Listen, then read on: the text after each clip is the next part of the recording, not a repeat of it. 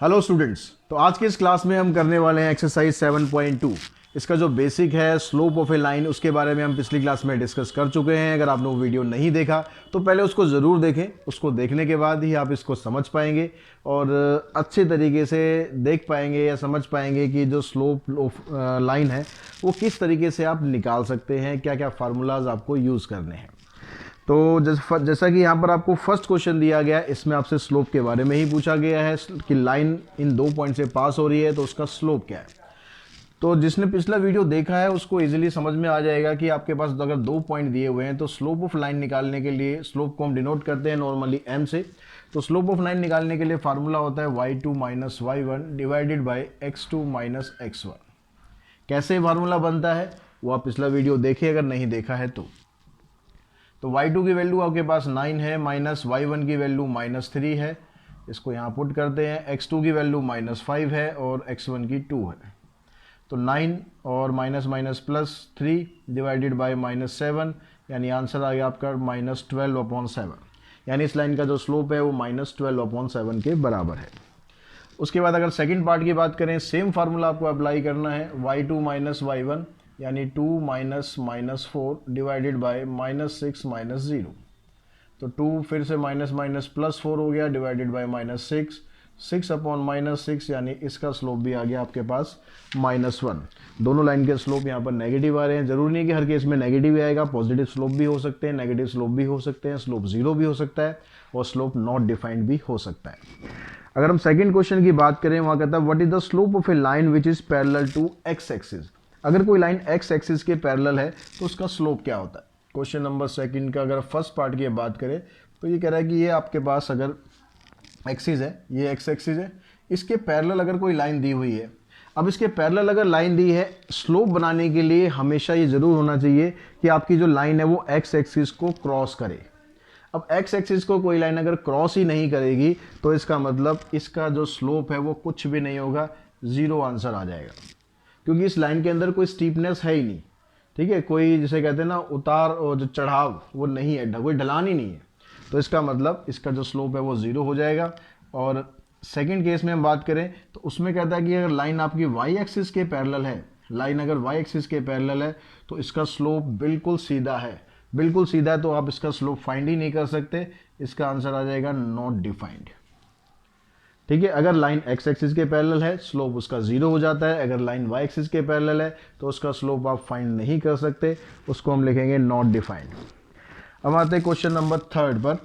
Question number third में भी आपको स्लोप निकालना है, लेकिन वहां पर आपको कुछ एंगल दिए हुए हैं।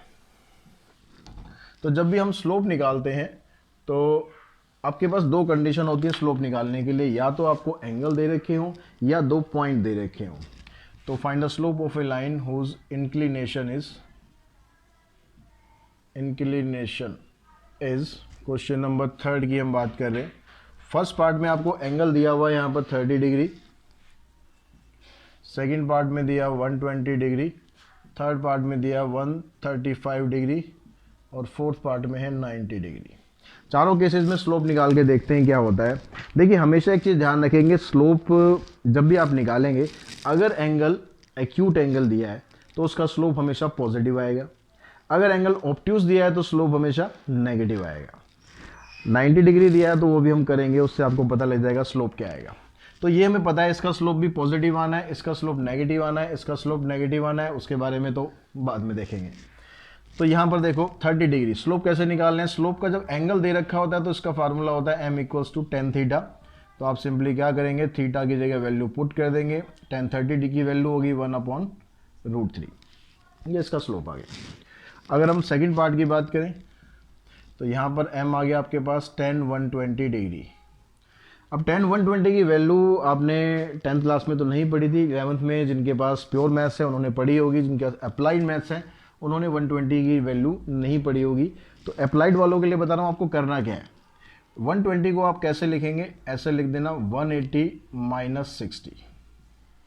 ठीक है, अब 180 - 60 मतलब जो एंगल है आपका 10 का यहाँ पर नेगेटिव आ जाएगा और वैल्यू क्या आ जाएगी 10 की -10। एंगल कौन सा लेना, जो एंगल आप यहाँ लिखोगे। ये अप्लाइड वालों के लिए बता रहा हूँ शॉर्टकट। ठीक है, प्योर वालों को तो पता है कैसे इसको चेंज करते हैं, क्या कोऑर्डिनेट सिस्टम होता है, कैसे होता है।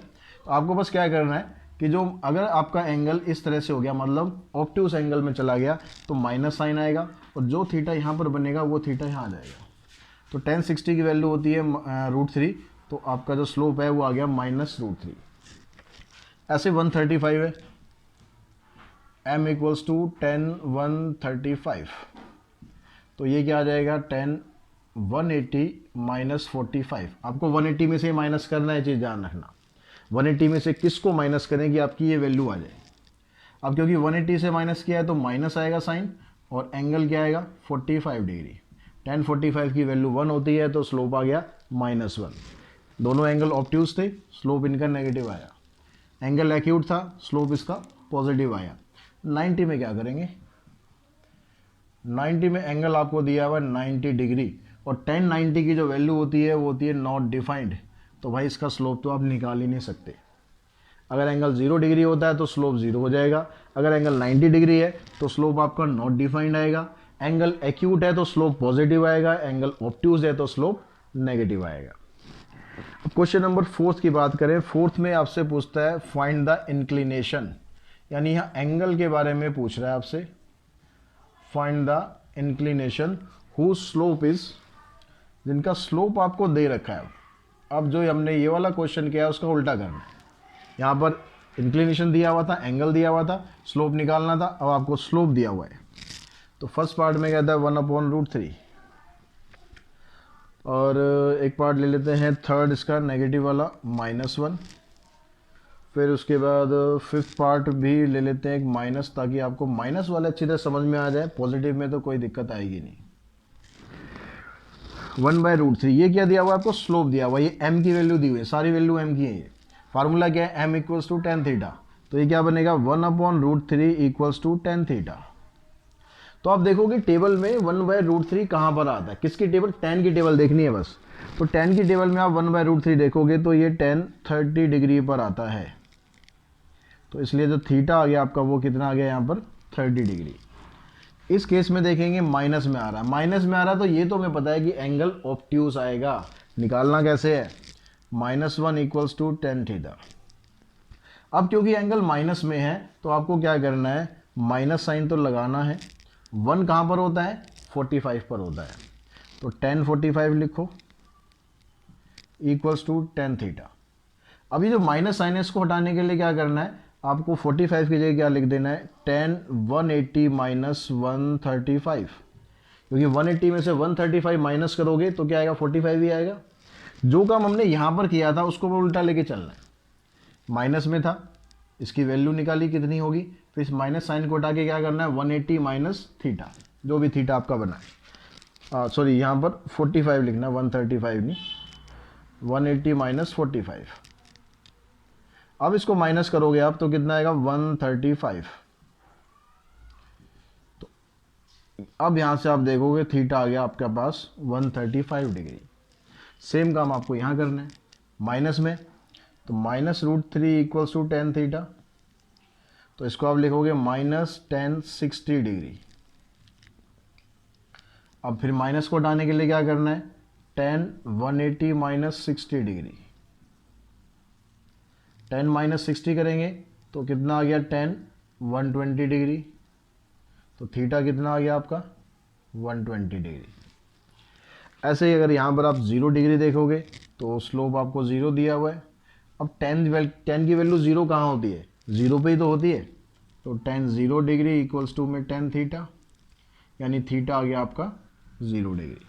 तो इस तरीके से आप, अगर आपको एंगल दिया है तो स्लोप निकाल सकते हैं, स्लोप दिया हुआ है तो एंगल निकाल सकते हैं। तो बच्चों क्वेश्चन नंबर 5 में क्या कहता है, कहता है line passes through the point 4 -6 and -2 -5 does it make an acute angle with the positive direction of x axis. एक लाइन आपको दी हुई है कि इस पॉइंट से पास करती है, पूछता है कि जो एंगल है इसका वो एक्यूट एंगल हो सकता है क्या। तो अभी जो पिछले क्वेश्चन थे हमने उसमें समझा कि अगर एंगल एक्यूट है तो स्लोप पॉजिटिव आता है, और अगर एंगल ऑब्ट्यूज है तो स्लोप नेगेटिव आता है। तो आपको क्या करना है, एंगल बताने की जरूरत नहीं है, बस इतना पूछ रहा है कि वो नेगेटिव आएगा, एक्यूट आएगा या नहीं आएगा, इतना पूछ रहा है। तो आपको बस स्लोप की वैल्यू निकाल के देखनी है कि वो नेगेटिव आएगी या पॉजिटिव आएगी। पॉजिटिव आ गई तो यस लिख देंगे, नेगेटिव आ गई तो नो लिख देंगे। तो स्लोप निकालते हैं। स्लोप का फार्मूला जब पॉइंट दिए होते हैं तो ये फार्मूला आपको यूज़ करना है। तो y2 की वैल्यू है -5 माइनस y1 की वैल्यू है -6 डिवाइडेड बाय -2 -4। तो ये आ गया -5 + 6 डिवाइडेड बाय -6, यानी स्लोप आ गया आपका 1/-6, यानी माइनस में आ गया, तो नेगेटिव स्लोप आ गया। तो because m is negative therefore angle is not acute. ठीक है, एंगल वैंगल नहीं बताना, यहाँ पर सिर्फ इतना बताना है कि एक्यूट है या ऑब्ट्यूस है। नेक्स्ट क्वेश्चन में कहता है determine x so that 2 is the slope of the line through the point this. अब आपको जो स्लोप है वो दे रखा है 2, तो स्लोप की जगह पर आप 2 पुट कर देंगे। y2 माइनस y1 यानी 3 - 5 divided bye x - 2। Cross multiply करते हैं इसको, ये हो गया 2x - 4 = -2। -4 को आप इधर ले जाएंगे तो -2 + 4, तो 2x = 2, यानी x की वैल्यू कितनी आ गई आपकी, x की वैल्यू आ गई 1। तो बच्चों नेक्स्ट क्वेश्चन में आपसे पूछता है कि what is the slope of the line passing through origin and the mid point of the line segment joining the point this and this. Question को ध्यान से समझना, क्वेश्चन समझ गए तो आंसर निकालने में कोई दिक्कत नहीं आएगी। ये कहता है कि आपको एक लाइन का स्लोप बताना है, वो लाइन कहाँ से पास कर रही है, ओरिजिन से पास कर रही है। मान लो एक लाइन है आपके पास जो ओरिजिन से पास कर रही है, कहाँ आप जाएगी, किस डायरेक्शन में जाएगी, अभी बाद में देखते हैं। Passing through origin and the mid point of the line segment joining the point this and this. एक पॉइंट है आपके पास 2 - 5, तो x की वैल्यू 2, y की वैल्यू -5, यहाँ कहीं आएगा। अंदाजे से बस आपको कर देना है, बाकी क्वेश्चन जब समझ जाओगे तो ज़रूरी नहीं कि आप ये बनाओ भी पूरा, कोई फिगर बनाने की ज़रूरत नहीं है। यहाँ पर आ गया 3 2, तो 3 और 2 ये पॉइंट आ गया, ये पॉइंट आ गया आपका A, ये पॉइंट आ गया B। ये लाइन सेगमेंट जो आ रहा है इसका मिड पॉइंट मान लेते हैं, ये आ गया M। तो जिस लाइन का आपको स्लोप निकालना है वो लाइन कहाँ से पास कर रही है, line passing through origin and mid point of line segment joining this. मतलब यहाँ से और यहाँ से आपकी लाइन पास कर रही है, जिसको मान लेते हैं L1। इसका स्लोप आपको फाइंड करना है। तो आप क्या करेंगे, स्लोप निकालने के लिए आपके पास दो चीज में से कोई एक होना चाहिए, या तो एंगल दे रखा हो positive direction of x axis के साथ, या फिर उसके 2 पॉइंट दे रखे हो। एक पॉइंट तो आपको दे दिया इसने, ओरिजिन बोल दिया, मतलब कहता है कि 0 0 से पास करेंगे, तो भाई रह गया क्या, दूसरा पॉइंट ही तो निकालना है। उसके लिए क्या कहता है कि ये मिड पॉइंट है, किसका, इसका।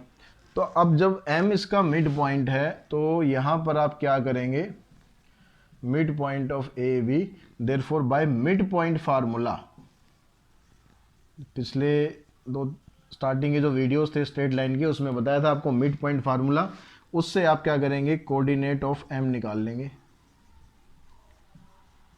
अब M के कोऑर्डिनेट क्या आएंगे, फार्मूला होता है x1 + x2 divided by 2, 3 + 2 divided by 2 and 2 - 5 divided by 2। Answer आ गया आपका 5/2, इधर से आ गया -3/2। तो ये क्या आ गया आपके पास, कोऑर्डिनेट ऑफ M आ गए।